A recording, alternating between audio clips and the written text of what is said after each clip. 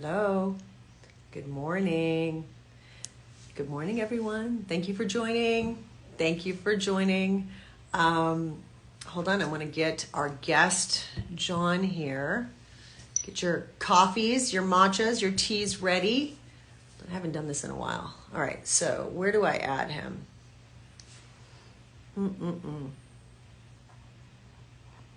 Oh, here it is. Hold on, there he is. Boom.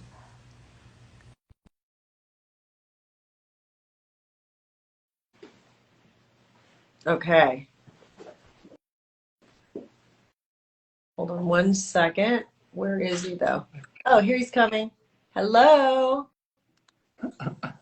Hello there. Hi, Hello John. there. Good Good morning. morning. Good morning. You're How are you? you're Am I turned fine? sideways. You're sideways. Hang on. Just a minute. Hang on. It's the instrument. Here we are. Here we are. Here we are. Here we are. Now you're upside down. Oh, I'm not. Ah.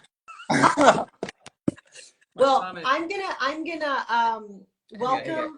I'm gonna welcome my friends for showing up this morning. Good morning, everyone. Thank you for joining me.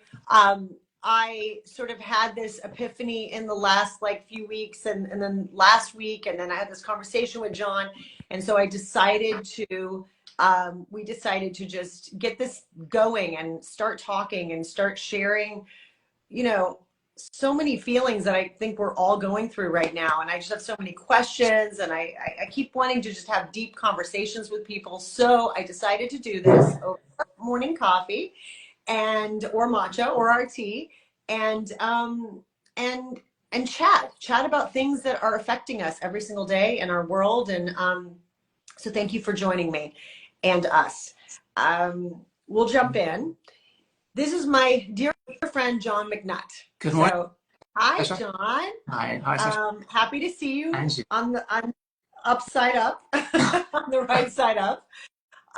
So John is what one would say an ancestral healer, right, John? Or how would you describe what you do? Well, ancestral healing is a part of what I do, but it's a big part of what I do. I consider myself a therapist, and I have a background in psychology, and I add to that neuroscience and spirituality. But I think probably for people today, it might be easier to concentrate on that aspect of it, especially in terms of sort of what we want to have a look at and today. Ancestral healing, I mean, very simply, is a recognition that events in the past define much of how we live today. And therefore, if we can do something about that, then we can change our experience now. It can have a profound and radical effect on our relationships, et cetera, et cetera. I think many people just simply aren't aware of it. Right. People just don't, really in their understanding yet if once one looks into it, more and more people are becoming aware of that. Yeah. Well, I think it was about 6 years ago when I was introduced to you through a friend who suggested that I do ancestral healing, and I did not know what that was, and I'm so grateful to this friend for the introduction, because the first conversation John and I had, what he does is he has an ability to be able to go into sort of our lineage, right? So our mother's side and our father's side, and see generational things. That's right. And so and we can talk about your gift later, but that experience for me was so profound. There were things that came up that really no one would know. They were childhood feelings and memories that I went through, and things that really needed healing. And it really changed my life. And so we have ongoing conversations, but one of the things that right now you and I have talked a lot about recently is just the state of our world. And so I want to focus on that today. And I want to focus on specifically, this is not, let me just be very clear, this is not a political forum. This is a healing forum. Okay, so let's say that right off the bat. our intention is only, and your intention, I know, is only to use the past as a tool to understand how we got here and why sometimes we are triggered or you know, by our individual past, but also collectively.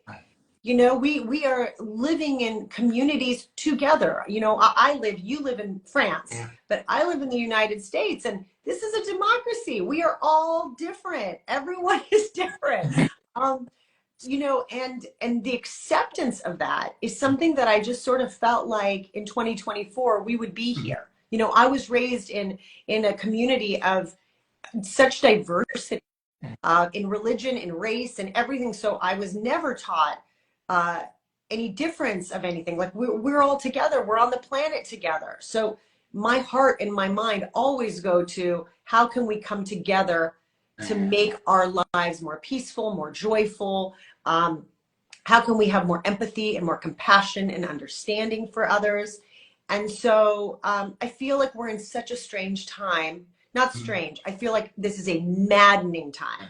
It's an awful sort of energy going on, because I feel that there are so many tools now, even more so than ever, because of technology and social media and everything else, to divide us. Yeah. Right? To divide us. Absolutely. And that is so worrisome. You know, I was very sad over these last months about just the rise of anti-Semitism. And why? Why are we having this conversation? It's so divisive. It's so not right. And this isn't just about, you know, what's going on in Israel and the Israel and Hamas and Palestinian situation. This is just the hate, the violence, hearing some of the stuff coming out of young people's mouths who have maybe never even been to that part of the world, probably haven't, have no idea about the history. And even if whether you are Jewish or Palestinian or anything else, even if your family comes from another country, which most likely they do, like my own family, yes, there are generational things that your parents have brought over and your grandparents have brought over. So we do feel those things, right? We want to defend our own. But I just feel like I was hoping that we've come further than that. And so I'm scared, and what I want to do now is I would love for you to tap into your source and your thing that you do, and just tell me what you see about, you know, where we're at and what we could do to help sort of bridge this a bit. And I'm not saying the political part, because none of us are in control of that. You know, I'm not in control of the government of any country, not including our own. But humanly, how can we learn to have compassion for our differences, even when they're painful and they're generationally painful? Generationally painful, yeah, absolutely. I think the first thing is for people to understand with ancestral healing is that until something is healed, it will repeat itself.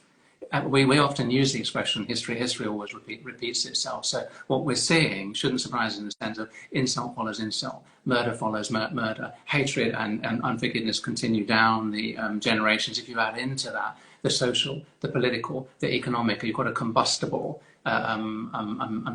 situation there. But aside from that, we need to add what I think are three particular issues, which I want to look into as well, which is that what you mentioned, some of them, which is the negative aspect of social media is there. Also, I want to look at globalization and also the effect of individualism, and then we can see, once we realize the impact that those three things are having on us, why we are seeing the irrationality that we're seeing at the moment, the inexplicable that is there. But once you understand those four aspects, then it will begin to make sense. would it be helpful if I use the gift so people are able to see, to have some I indication? Would that? think that I think if you're up to it and you can, that would be really wonderful. Of course, of course. So for those watching, the particular gifting uses something called visual imagery. And visual imagery simply means that this gift takes my imagination and turns it into a TV screen. And so what I can do, normally I do that on an individual basis. What we're doing today is that what Sasha and I are attempting to do is to use a gift on a collective basis. So in other words, we're looking into the collective unconscious of a particular situation. So I'd like to have a look at the collective unconscious of social media.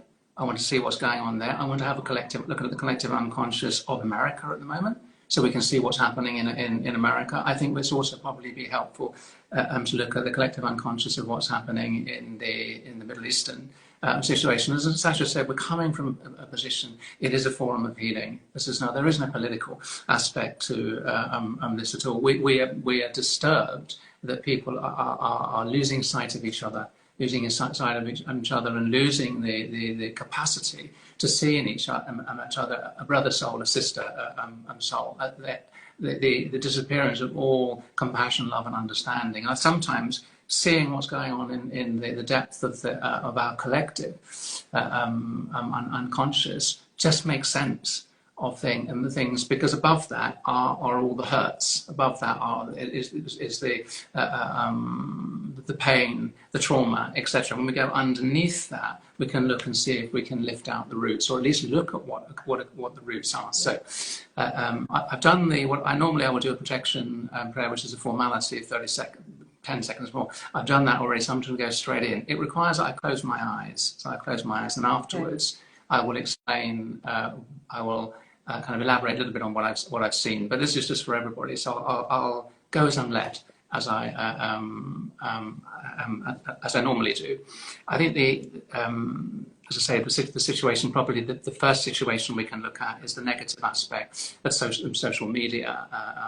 I'm now in the collective. I'm unconscious. I think what I see in the disturbing aspects, because of course there will be positive, is that what people think is happening is the very opposite of what is happening, which is that what it's promising to bring people together is dividing people when you look at it, because you can look inside the souls of the collective soul of those using social media, is that people are being emptied in a sense of their own thinking, of their own feeling, of their own seeing. They're seeking a identity through that. And it's interesting, isn't it? Because we hear IP, Internet Protocol, it's almost like a false identity promise.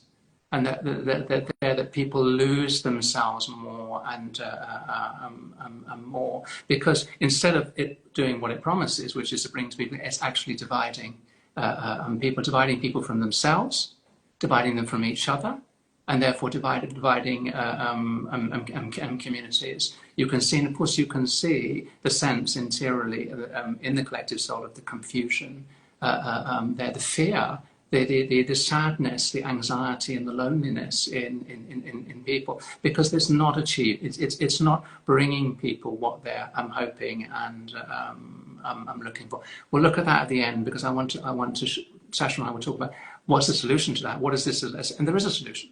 There is a way through here. So that's social media. I think the important word there is emptying.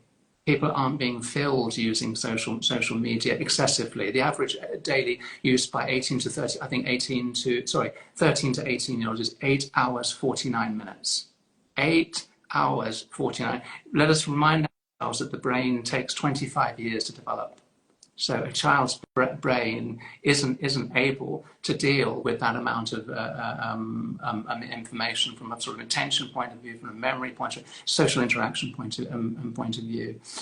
In a way, when you look at that interiorly, the way to deal with it is the very opposite. What people are losing is connection. What does connection bring? Connection brings fullness. It's the opposite. It's not emptying. It's filling. It's filling. And there people reconnect with themselves, reconnect with each other. So we'll look at that. We'll look at that afterwards, Sasha and I. The next aspect globalization, I can feel actually, because it makes you shake all over, is that what globalization is doing is erasing people's originality.